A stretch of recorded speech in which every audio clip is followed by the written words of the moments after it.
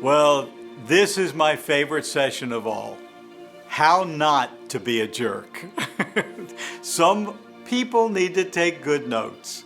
See, studies say over and over again that the single greatest factor related to success in life is the ability to get along with other people. People skills are critically important.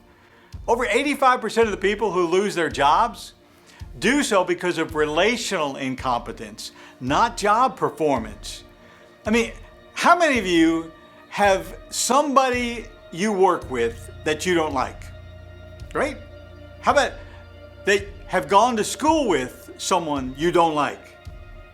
Have someone in your family that you don't like, right? See, one of the primary sources of stress and pressure in your life are people. I mean, life wouldn't be bad if everyone was like us, perfect. But unfortunately, the world is full of imperfect people. We all know that friendship is a two-way street. And we've probably all heard that if we want to have a friend, we need to be a friend. One aspect of being a friend is being interesting and interested. In fact, that's the big idea for you to take away today. If you don't want people to think you're a jerk, be interesting and be interested. You may find that easier when you consider this context.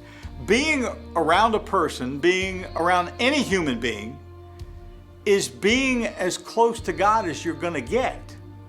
And that's because God created us in His image. That's why we can get closer to God by looking at a person than you can by looking at a tree. I mean, people tell us more about God than a tree or a rhinoceros does or ever can. You were created in the image of God. So when we have people in our lives, we get more of God. We understand the relationship. We all want more of God. And so to have friends, be interesting and be interested. But I want to give you 3 skills that can help you both become interesting and show to others that you're interested. First, be curious. What are you curious about? I mean, if you're not curious, we become stagnant and stale. We become completely uninteresting. But when we have fresh experiences and fresh learnings, when we meet new people and we have new things to talk about, we become interesting. And we show we're interested in the people we're with when we're curious about them and about their story. When we ask them questions. See, all of us have the capacity to show we're interested. It's simply asking questions. When you do that, it tells people that you're interested in them and that you find them interesting. Jesus was incredibly interested in people around him. And he asked questions that showed them his interest in them. You know, at the same time that his questions showed his interest in the people he was with, those questions made him interesting to all who heard. Do you want to guess how many questions Jesus asked in the 4 accounts of his life in Matthew, Mark, Luke, and John? Those 4 books of the Bible contain 307 questions that Jesus asked.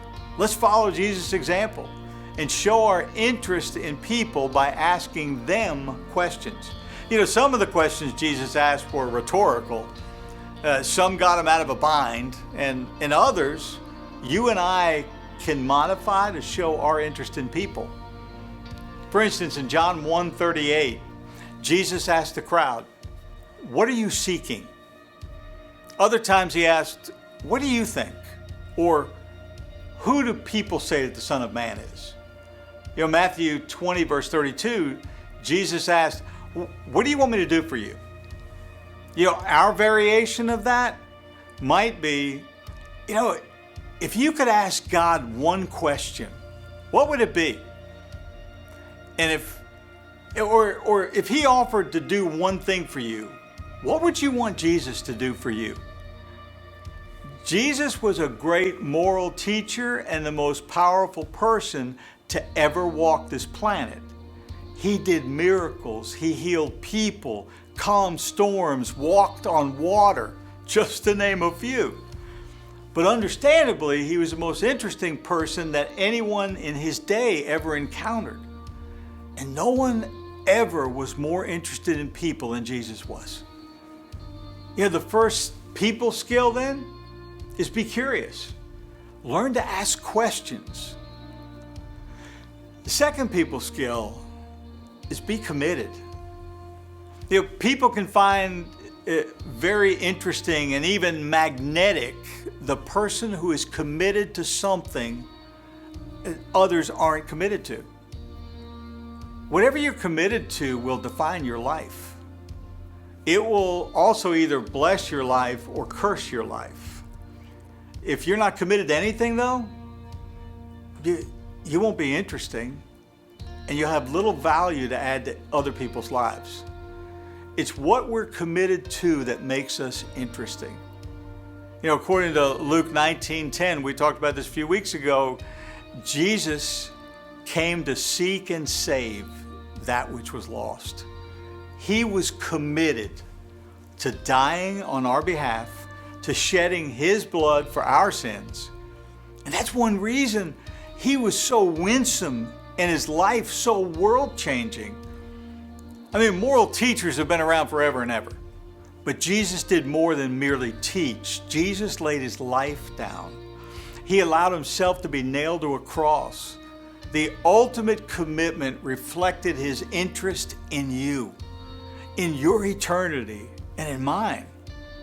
And likewise, you and I are more interesting individuals because we're committed to God, to a relationship with him, to our marriage, to our families, to our work, to our church, to our community. What are you committed to? People committed to nothing and to no one are always boring people. But those who are committed have something of value to offer, something that intrigues others. You know, just as curiosity and commitment make you interesting, so does the trait of humility. And C.S. Lewis offers the best definition. He said, humility is not thinking less about yourself. It's thinking about yourself less. Humility changes the focus of your life. You know, we move from being me-centric to others-focused. So when you're humble, you're able to ask questions because you aren't trying to bring attention to yourself. You simply and sincerely want to know about people. You want them to talk because their answers tell you something about themselves and may even teach you something about you. So the starting point is get interested in other people. You know, selfishness is a guarantee for loneliness. If you just look at yourself and you're just concerned with your needs, your aches, your pains, your desires, your goals, you're not going to have many friends. But when you see a group picture, you know what happens, right? The first thing you do is look for you in the picture. And if you look good, it's a great picture. Everyone else can have their eyes closed or broccoli in their teeth. If you look bad, it's a lousy picture. We are wired that way. All we see is ourselves. And 80% of the problems in relationships could be solved by this one verse. In Philippians 2:3-4, the Apostle Paul wrote, don't be selfish. Don't try to impress others.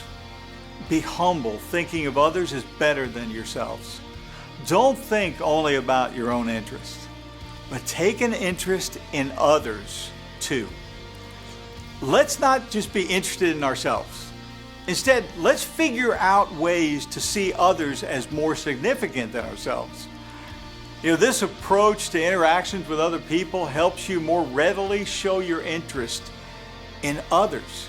In the process, you become interesting. And in the process of loving God, you become more like Jesus. And that is someone people would like to be around.